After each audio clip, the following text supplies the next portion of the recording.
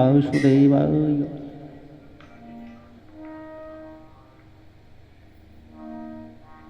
गुरुर्ब्रह्मा गुरुर्विष्णु गुरुर्देवो महेश्वरः गुरुर्साक्षात् परब्रह्म तस्मै श्री गुरुवे नमः।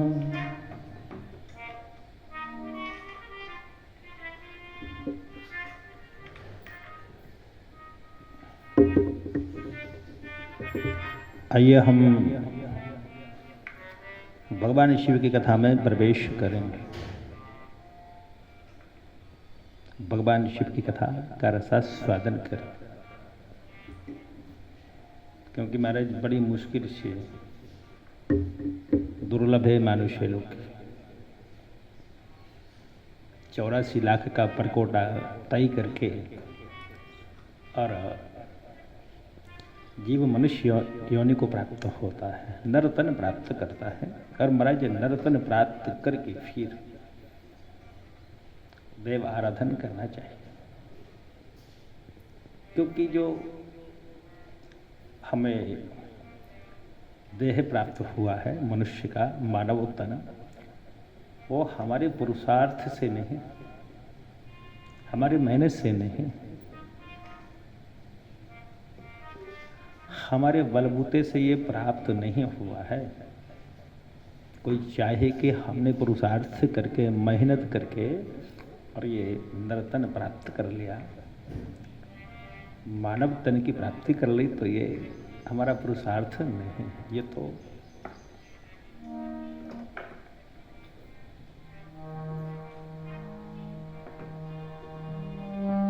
दुर्लभम त्र्यमेवैतत् देवानुग्रह हेतुकं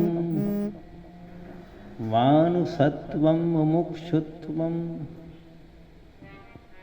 महापुरुषो संश्रयः। 3 बातें अपने वश में नहीं है। कौन कौन सी बातें? दुर्लभम तुर्यम एव ऐतत्, 3 बात। दुर्लभम त्रियम एव ऐतत्, ये तो देव अनुग्रह से हमें प्राप्त होता है, भगवत कृपा से प्राप्त होता है। क्या क्या? मानुषत्वम, मनुष्य बन पाना, मनुष्य बन जाना, मनुष्य देह प्राप्त कर लेना, ये देव अनुग्रह से प्राप्त होता है। देव अनुग्रह हेतु कौन? मानुषत्वम मुमुक्षुत्वम, मोक्ष की इच्छा होना। महाराज किन्हीं किन्हीं को मोक्ष की इच्छा जागृत नहीं होती, कई जीव नहीं चाहते कि हमारा मोक्ष हो, कई लोग नहीं चाहते कि हम मोक्ष को प्राप्ति करें, नहीं चाहते, क्योंकि ये देव अनुग्रह से प्राप्त होता है। किसी महापुरुष का संश्रय, आश्रय, महापुरुष का आश्रय देव अनुग्रह से प्राप्त होता है। ये 3 बातें हमारे वश में नहीं।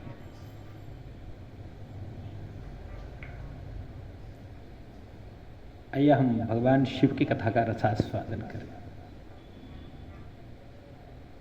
भगवान भोलेनाथ भूत पावन की कथा को हम प्रेम के साथ सुने। तो आपने देखा होगा, हम जब शिव पंचायतन का अवलोकन करते हैं तो वहां पर नंदी सन्मुख बैठे हैं, स्वात्माभिमुखम होकर के नंदी बैठे हैं।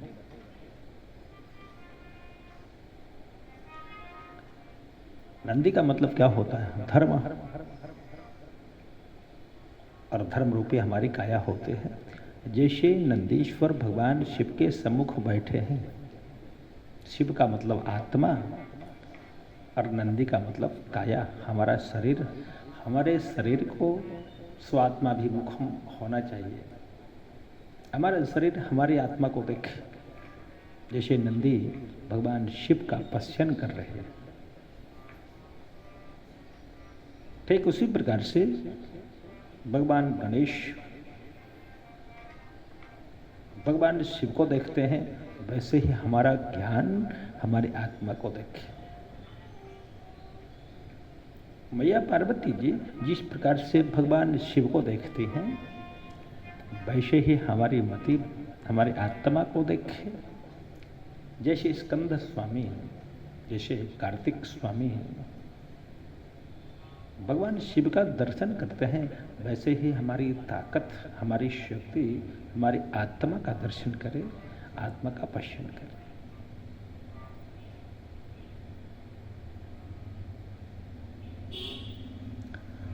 बहुधा आपने देखा होगा कि संसार का जब हम अवलोकन करते हैं तो प्रतिकूलताएं देखने में नहीं आती। कहां नहीं आती? जहां ज्ञान गंगा प्रवाहित होती है वहां प्रतिकूलताएं नहीं है, वहां अनुकूलताएं हैं। और हमारे जहां पर ज्ञान का विकास नहीं है वहां आज भी प्रतिकूलताएं हैं। संसार में हर घर में घर के सदस्य एक दूसरे से संतुष्ट नहीं है, एक दूसरे की बुराई करते हैं, एक दूसरे की भावना से, एक दूसरे की आदत से, एक दूसरे के विचार से वो संतुष्ट नहीं है। इस संसार में महाराज प्रतिकूलताएं बनी हुई है, पर एक दृष्टि एक नजर भगवान शिव के परिवार पर हम डालें।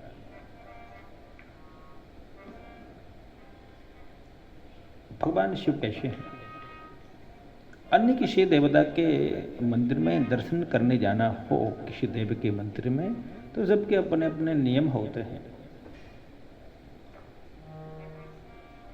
राम जी के मंदिर में दर्शन करने जाएंगे हम, नीलांबुज श्यामल कोमलांगम सीता समारोपित वामभाग पाणौ महसा यज्ञचारुचापम्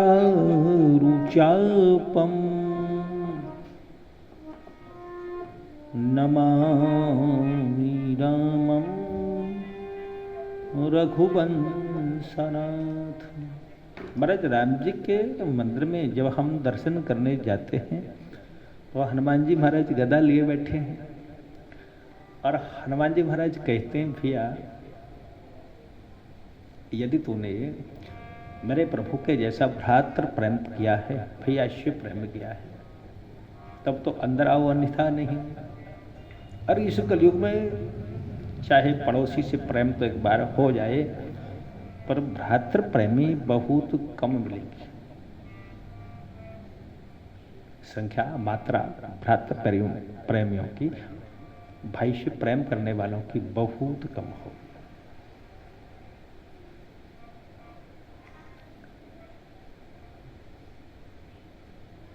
भगवान कृष्ण के दरबार में जब हम जाते हैं, वहां के नियम हैं। भगवान कृष्ण के दरबार में जब हमें जाना हो तो हमको गोपी बनना पड़ेगा, साड़ी ओढ़नी पड़ेगी, लाली लगानी पड़ेगी, पूरा का पूरा श्रृंगार एक गोपी का हमें बनाना पड़ेगा। तब कृष्ण दरबार में हमारी एंट्री हो पाएगी, हमें प्रवेश मिल पाएगा। पर भगवान शिव के दरबार में हम जब चाहें तब जा सकते हैं। भगवान शिव कहते हैं, जब समय मिले तब आ जा, सुबह आ जा, शाम को आ जा, दोपहर में आ जा, कुछ लेके आ जा, बिना लिए आ जा, खाली हाथ आ जा, पर आ जा। शिव जी कहते हैं। देखिए,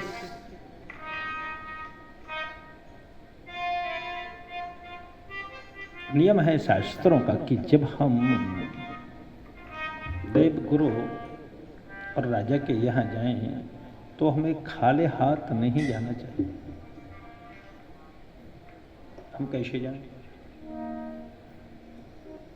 रिक्त हस्तो न गच्छेत